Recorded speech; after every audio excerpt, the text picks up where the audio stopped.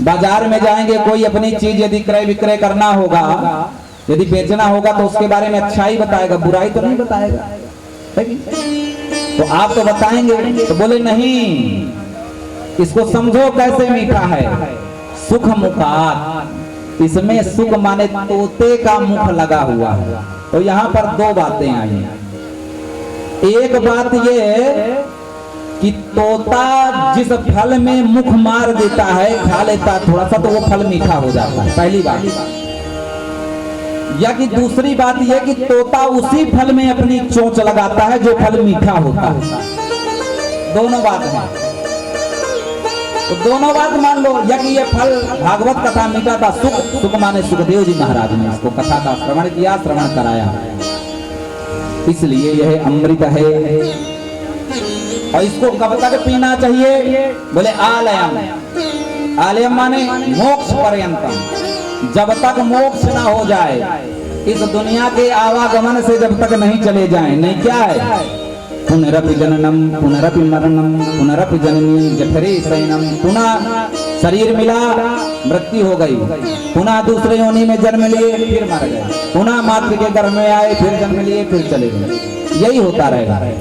और यदि ये भागवत कथा सुन लेंगे तो इस आवागमन से आप मुक्त हो जाएंगे। बोलिए श्रीमद् भागवत महापुराण की जय। एक बार की बात है, नैमिषारण्य के क्षेत्र में शौनकादि जी सभी लोग बैठे थे। शौनकादि जी ऋषियों ने प्रश्न किया कि महाराज, पुंसाम एकांशतता श्रेया स्तन्ना संस्तुम अर्हति। मनुष्य कलयुग में बहुत व्यस्त हो जाएगा, इसलिए मनुष्य को क्या करना चाहिए?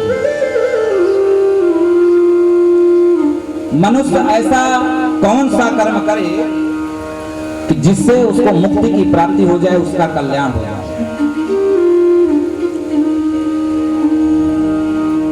और आप ये कहते हैं कि भगवान अवतार लेते हैं, तो देवस्याम वसुदेवस्यम जातो यस्य चिकीर्षया कर्तुम। यदि भगवान कर्तुम अकर्तुम अन्यथा कर्तुम शक्यम है, तो भगवान को इस मृत्यु लोक में जन्म लेने की क्या जरूरत है? यदि भगवान इतना समर्थ है कि वहीं बैठे बैठे सब काम कर लेता है, तो उसको जन्म लेने की क्या जरूरत है? ये हमारे बात समझ में नहीं आई। और एक बात महाराज और नहीं समझ में आई।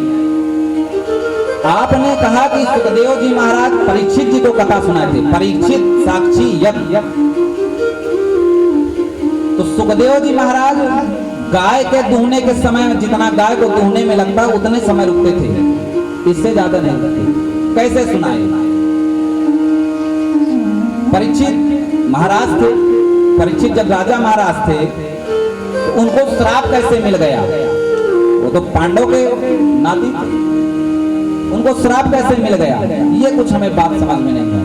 तो बोले ठीक है, कोई बात नहीं, अब इसको समझाने का प्रयास कर रहे हैं। बोले देखो, तुम्हारे प्रश्न का उत्तर हम देते हैं। 6 प्रश्न किया सौनकादि ऋषियों ने 6 प्रश्न किया। पहला प्रश्न, जीव मात्र का कल्याण कैसे हो? दूसरा प्रश्न कि शास्त्र बहुत हैं संसार में, तो उन शास्त्रों का सार हमें बताइए, क्योंकि मनुष्य के पास समय नहीं रहेगा, इसलिए शास्त्रों का जो सार है उसके बारे में बताइए। तीसरा प्रश्न, भगवान अवतार क्यों लेते हैं? चौथा प्रश्न, भगवान यदि अवतार लेते हैं तो भगवान के कितने अवतार हैं? पांचवा प्रश्न है कि जीव का परम लक्ष्य क्या है? एक जीव की बात नहीं है, 84 लाख जीवों की बात कर रहे हैं। इसलिए महापुरुष जो होता है अपने बारे में कभी नहीं सोचता। सर्वे भवन्तु सुखिनः सर्वे सन्तु निरामया सर्वे भद्राणि पश्यन्तु मा कश्चित् दुर्भाग् भवेत्।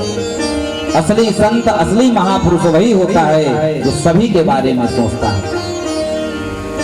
अंतिम छठा प्रश्न, छठा प्रश्न कहते हैं कि जब भगवान अपने गोलोक धाम को चले गए तो धर्मम कहा शरणम गता, ये जो धर्म है, धर्म किसकी शरण में गया, ये बताने का प्रयास करेंगे। सूत जी महाराज ने कहा कि बहुत अच्छा प्रश्न है,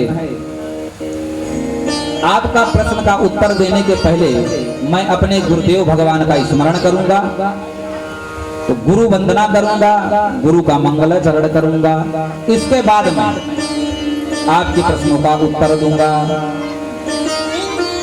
क्योंकि किसी भी प्रश्न का उत्तर देने के पहले अपने गुरु का, अपने